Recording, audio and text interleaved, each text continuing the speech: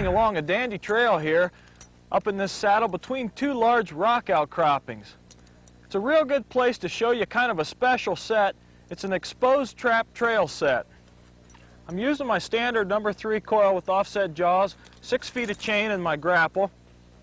And what I'm going to do is I'm going to set this trap in the trail, offset, just like I did in the 2-trap trail set. But what I'm going to do is I'm going to leave the trap exposed. I'm going to enlarge the pan kill area, and I'm going to try to just selectively take bobcats working this trail, and not coyotes, fox, or any other animals that are working the trail. What I've got here is about 3 thicknesses of duct tape with a piece of 14-gauge wire wrapped around the inside, and I'm going to use it to make my trap pan a little bit larger. I'm just going to slide it right over the top here, just like this. You want to make sure that all the mechanism of the trap will work, but you want to enlarge your kill area as much as possible. Okay, I've got my trap bed dug in here. It's offset in the trail, like I said before. I'm going to run my trap chain right down a little trench that I've got in here. I'm actually going to place my trap right in the trail. You want to make sure you nestle your trap in as good as possible. I'm going to reach over to some dirt. I'm actually going to work dirt all the way around the trap. You always want to bed your trap in to make sure it's not going to tip or wobble.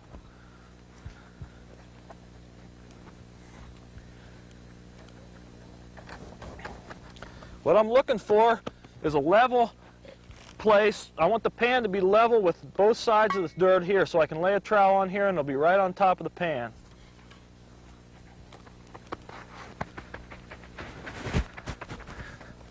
Make sure that there's no rocks or large clods over the jaws or over the levers. I want to make sure all the mechanical parts of the trap are going to fire when that bobcat steps on that pan pedal.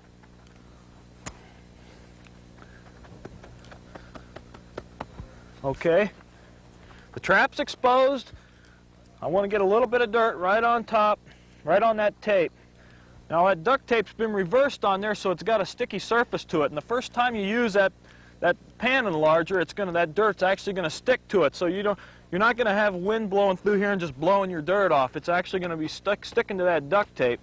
Another way you could make a little bit larger pan is by using some wire screen. I mean the stiff type of wire that you can bend up the corners and maybe use some hairpins or something like that to hold it on the pan. That way when you get the dirt inside there, it'll kind of cradle it in and keep the winds from blowing it off.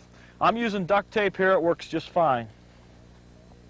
What we're trying to do is make a nice place. You can even actually make a bobcat track right on the pan if you want. Now I know that looks real simple, and you're probably thinking to yourself, there ain't no way no self-respecting bobcat's going to step on that trap. Well, I can tell you no self-respecting coyote would step on it, and that's the main reason we're using this type of set. We're in the Southwest. Coyotes are worth $3, $4, $6. A lot of trappers that are after specifically bobcats and they drive back up in this country, they go to all the work to put these sets out and then catch these low-dollar animals. It's just a waste of time for them. It's a lot of extra work to come in here and locate your coyote, and he's all hung up in the briars and in the cactus, and just the pelt's just worthless. They go to this type of a set. It works out just fine, and you'll be surprised at how many cats that work this trail will just pick that foot up and put it right down there on your extra large pan that looks like a little island of dirt there. Okay, the next trick is to actually fence that cat so that's the best place for him to step, right on your pan. I've collected a bunch of little stones here that kind of push in around. Make sure you don't set any stones on the levers or the jaws, but kind of place stones around that trap to kind of help guide that cat right into your kill area. Make sure that no rocks are going to roll down and get underneath the pan or something like that too. We also want to cover up our trap chain here. No problem. Now, I was doing a seminar in Oklahoma, and I was showing this type of set for cats, and I had a guy stop me and tell me that there was an old Indian trick to put white sand on your pan. If your trail's kind of a dark color, to put white sand on it. And if your trail's real light, to put a dark colored dirt on top of that.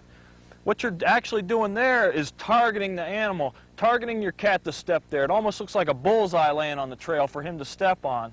And he said it was an old Indian trick and really worked well. And if you think about it for a minute, when it's dark out and that cat's working down that trail and just that little white spot out there, it just gives him that just wanting to reach up there and put his paw right there in the middle of your trap.